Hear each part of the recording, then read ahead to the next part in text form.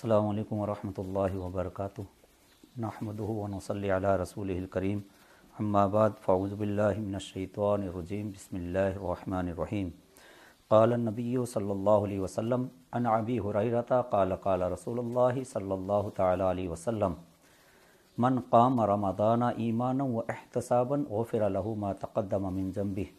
आमन्तु बिल्लाहि सदक़ल्लाहुल मौलाना अज़ीम व सदक़ रसूलुहुन नबियुल अमीनुल मतीनुल करीम व नहनु अला ज़ालिका लमिनश शाहिदीन व शाकिरीन वल्हम्दुलिल्लाहि रब्बिल आलमीन। मुअज़्ज़ज़ सामईन किराम, खुतबे के बाद हदीस पाक के जो अल्फाज मैंने तिलावत करने का शर्फ हासिल किया है, ये बुखारी शरीफ की हदीस पाक है, जिसमें मेरे आका रहमत आलम सल्लल्लाहु ताला अलैहि वसल्लम इरशाद फरमा रहे हैं। इस हदीस के रावी हज़रत अबी हुरैरा रज़ियल्लाहु ताला अन्हु है। वो फरमाते हैं कि मेरे आका रहमत आलम सल्लल्लाहु ताला अलैहि वसल्लम ने इरशाद फरमाया कि जो शख्स रमज़ानुल मुबारक की रातों में बहालत ईमान व इखलास क़याम करेगा तो उसके पिछले गुनाह बख्श दिए जाएंगे। यानी यहाँ पर जो शर्त लगाई गई है, पहली बात तो ये क़याम से मुराद यहाँ पर नमाज तरावी है। यानी रमज़ानुल मुबारक की रातों में जो क़याम किया जाता है उसे हम और आप अपनी ज़ुबान में तरावी कहते हैं। और हदीस पाक में इसके अल्फाज जो आते हैं क़याम से आते हैं। क़याम माने खड़ा होना, यानी हम रात को तरावी के अंदर खड़े होकर के कुरान करीम की तिलावत करते हैं और सुनते हैं,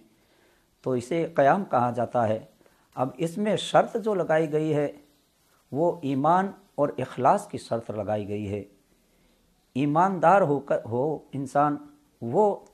खड़ा हो। दूसरा इखलास, यानी उसके खुलूस व लिल्लाहियत का जज्बा उसके अंदर जितना कार्य फरमा होगा, जितना बेहतर होगा, तो उतना ही उसको अजर व सवाब दिया जाएगा। ये दोनों चीज़ें जिसके अंदर होगी, ईमान भी होगा और इखलास भी होगा, उसके साथ में वो जब क़याम करेगा यानी तरावी पढ़ेगा, तो अल्लाह तबारक व तआला के प्यारे हबीब सल्लल्लाहु अलैहि वसल्लम इरशाद फरमाते हैं उसके पिछले गुनाह बख्श दिए जाएंगे। अब तरावी जो है ये सुन्नत मौक़दा है।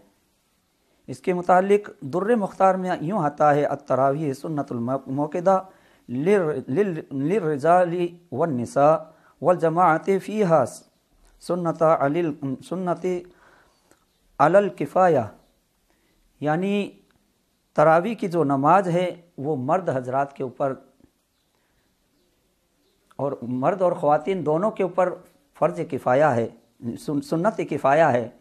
और सुन्नत किफ़ाया का मतलब ये होता है कि अगर इसकी जमात के साथ में, अगर मस्जिद के अंदर जमात होती हो और जमात के साथ में इस तरावी को अगर अदा किया जाए, तो उस पर तमाम महल्ले के तमाम अतराफ़ के लोगों के ऊपर से उसका जो है अजर व सवाब उसे मिलेगा। यानी वो सब पूरा महल्ला उससे बरी ज़िम्मा हो जाएगा। यानी बरी ज़िम्मा से मतलब ये कि वो अगर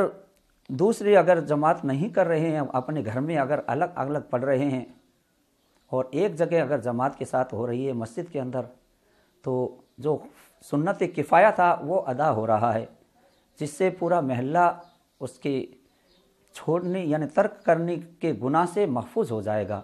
यानी इस वक्त हम और आप जो तरावी आज पढ़ेंगे, अब पढ़ेंगे इस साल, हर साल तो हम नमाज और दूसरी नमाजें और तरावी सब मस्जिद के अंदर आकर के पढ़ते हैं और इमाम के साथ में पढ़ते हैं। तो हमें पता है कि इमाम के साथ में हमें 20 रकत पढ़नी है, तो उसी हिसाब से वो पढ़ते हैं। मगर अब इस वक्त हालत ये है कि हम सब अपने अपने घरों में नमाज जैसे पढ़ रहे हैं, उसी तरह से तरावी भी हमें अपने घरों में ही पढ़नी है। तो उसके लिए भी हमें और आपको इस बात का ख्याल रखना है कि अगर कोई नमाज पढ़ा सकता है, तरावी की जमात करवा सकता है, तो वो अपने घर के अंदर भी अपने घर के अफराद को जमा करके उसमें औरतों को भी शामिल कर सकते हो और मर्द हजरात भी हो सकते हैं। तमाम मिलकर के जमात के साथ आप करेंगे तो आप ये तरावी की जमात कर सकते हैं। اس کا اجر و ثواب بھی آپ کو ملے گا۔ ورنہ اگر مسجد کے اندر تراویح ہو رہی ہے اور آپ الگ الگ پڑھ رہے ہیں، جماعت سے نہیں پڑھ رہے ہیں، تب بھی آپ بری ذمہ ہو جائیں گے، کیونکہ مسجد کے اندر، محلے کے اندر ایک جگہ آپ کی تراویح کی جماعت ہو رہی ہے، اس لیے اس کا وبال آپ پر نہیں آئے گا، اس کا عذاب آپ پر نہیں آئے گا، آپ اس سے بری ذمہ ہو جائیں گے۔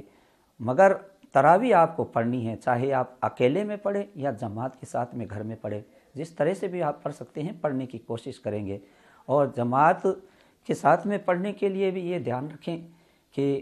سب سے پہلے جیسے امام جو ہوگا وہ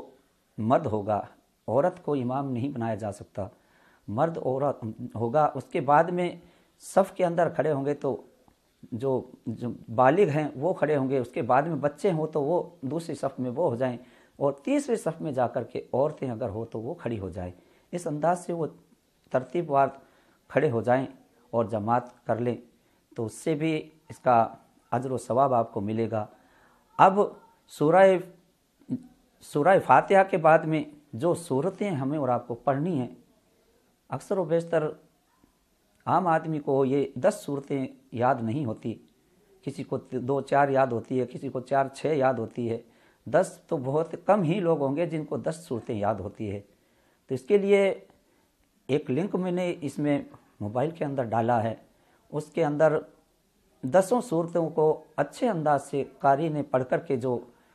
اس میں لنک ڈالا ہے، وہ میں نے واٹس ایپ کے ذریعے سے مشتہر کیا ہے، تمام جگہ پر پھیلایا ہے۔ تو اسے آپ اس لنک کو آپ دیکھ کر کے، اس لنک کو سن کر کے ان صورتوں کو یاد کرنے کی کوشش کریں، تاکہ آپ اس کو تراویح کے اندر آپ خود پڑھ سکیں، وہ آپ کو یاد بھی ہو جائے گی۔ کیونکہ یہ وقت جو ہے ہم فالتو بیٹھے ہوئے ہیں، بالکل ہمارے کام دھندے بھی نہیں ہیں، اس وقت ہمیں یہ چیزیں اگر ہم یاد کرنے بیٹھیں گے تو اللہ کے فضل و کرم سے ہم ان 10 صورتوں کو یاد بھی کر لیں گے، اور وہ پھر ہماری تراویح کے اندر کام بھی آ جائیں گے، اور آگے بھی ہم نمازیں جو پڑھیں گے ان نمازوں کے اندر بھی ہم ان صورتوں کو پڑھتے رہیں گے تو وہ ہمیں یاد رہے گی۔ اس طرح سے ہمیں اور آپ کو یہ چاہیے کہ ان دیے ہوئے جو 10 لنک جو دیے ہیں، ان لنک کو سن کر کے ان الفاظ کو اچھی طرح سے یاد کرنے کی کوشش کریں، ان صورتوں کو یاد کریں۔ اور اگر یاد نہیں ہو رہے ہیں تو جتنی صورتیں آپ کو یاد ہے انہی صورتوں کی آپ تکرار کرتے رہیں۔ یعنی مثال کے طور پہ آپ کو اگر چاروں کل یاد ہے تو 2 رکعت کے اندر آپ قل یا الکافرون اور قل هو اللہ پڑھ لی، پھر دوسری 2 رکعت کے اندر قل اعوذ برب الفلق قل اعوذ برب الناس پڑھ لی، اس طرح سے پھر اس کو واپس اس کو لوٹا لیں، یعنی ہر 4 رکعت کے بعد میں آپ اس کو لوٹاتے رہیں تو 20 رکعت اس طرح سے آپ کر لیں گے۔ اور کسی کو 2 ہی صورتیں یاد ہے تو اس 2 کو وہ لوٹاتا رہے، اور کسی کو صرف قل هو اللہ شریف ہی یاد ہے تو اسی کا وہ تکرار کرتے رہیں۔ مگر ان کو سیکھتے رہنا یہ ضروری ہے، سیکھنا بھی یہ ہمارے لیے بہت ضروری ہے۔ جب تک یاد نہیں ہے تب تک ہم کسی بھی طرح سے کام چلا سکتے ہیں، مگر جب یاد ہو جائے اس کے بعد میں ان کو تکرار کرنا ہمیں اور آپ کو بہت ضروری ہے کہ ان کو ہی پڑھا جائے، اس انداز سے پڑھا جائے، اور ترتیب کا اس میں خاص طور سے دھیان رکھا جائے۔ پہلی والی صورت آگے، آگے والی صورت پیچھے، پیچھے والی آگے، ایسا نہیں کرنا، بلکہ جس ترتیب سے یہ صورتیں ہیں، مثال کے طور پر سورہ فیل پہلے ہیں تو سورہ فیل کے بعد میں پھر یہ دوسری جو صورت ہے لإلاف قریش، اس کو پڑھیں گے۔ اس طرح سے آپ اسی انداز سے پڑھیں، یہ نہیں کہ سورہ قریش کو آپ پہلے پڑھ لیں اور سورہ فیل کو بعد میں پڑھیں، یہ نہیں پڑھنا ہے، بلکہ جس ترتیب سے یہ دی ہوئی ہے اسی ترتیب سے آپ کو یاد کریں اور اسی ترتیب سے آپ اس کو پڑھنے کی کوشش کریں۔ اور اس انداز سے ہم اور آپ اگر یہ نماز پڑھیں گے تو اللہ تبارک و تعالی ہمیں اجر و ثواب بھی عطا فرمائے گا، اور ان صورتوں کو یاد کرتے رہیں گے تو اللہ کے فضل و کرم سے اس وقت میں ہم ان صورتوں کو اچھی طرح سے یاد کر کے ہم اپنے لیے ذخیرہ بنا لیں گے، اور قرآن کریم کی ایک ایک صورت بلکہ ایک ایک لفظ کے بدلے میں اللہ تبارک و تعالی ہمیں ڈھیروں نیکیاں عطا فرماتا ہے۔ اور اس مہینے کے اندر ہم قرآن کریم کی ان صورتوں کو کی تکرار کرتے رہیں گے تو اس میں تو یہ تو مہینہ وہ برکت والا مہینہ ہے جس میں نیکی کا بدلہ ہمیں، نفل کا بدلہ جو ہے وہ فرض کے برابر دیا جاتا ہے، فرض کا بدلہ جو ہے 70 فرضوں کے برابر دیا جاتا ہے۔ تو ہم اس مبارک مہینے کے اندر ان صورتوں کو یاد کریں گے تو وہ صورتیں ہمیں یاد بھی ہو جائے گی اور ان کی ہم تکرار کرتے رہیں گے، چلتے پھرتے پڑھتے رہیں گے تو ہمیں اس کا اجر و ثواب بھی ایک ایک لفظ کے بدلے میں ڈھیروں سارا اجر و ثواب ہمیں عطا کیا جائے گا۔ اس انداز سے ہمیں اور آپ کو کرنا چاہیے، کیونکہ میرے آقا صلی اللہ تعالیٰ علیہ وسلم نے جو ہمیں اور آپ کو یہ مہینے کے جو فضائل و برکات ہمیں اور آپ کو عطا فرمائے ہیں اور ان کی برکتوں سے ہمیں اور آپ کو آشنا کیا ہے، یہ میرے آقا صلی اللہ تعالیٰ علیہ وسلم کی رحمتوں کا صدقہ ہے، اور انہی کی رحمتوں کے صدقے میں ہمیں اور آپ کو ڈھیروں ثواب ہمیں اور آپ کو عطا کیا جاتا ہے۔ اور آقا کریم صلی اللہ تعالیٰ علیہ وسلم نے ماہ رمضان المبارک کی خصوصی اعمال میں سے ایک عمل نماز تراویح بھی ہے، اور نماز تراویح مردوں اور عورتوں پر سنت موقدہ ہے، اور مسجد میں مردوں کے لیے باجماعت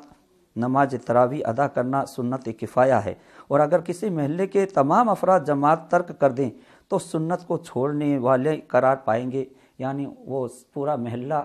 اس گناہ گار ہوگا، اس سنت کو ترک کرنے کا گناہ اس پر آئے گا۔ اور اگر ایک محلے کے اندر ایک جگہ اگر سنت یہ جماعت ہو جائے، جیسے مثال کے طور پہ مسجد کے اندر جماعت کے ساتھ میں تراویح ہو رہی ہے تو پورا محلہ بری ذمہ ہو جائے گا، مگر اگر کسی محلے میں اگر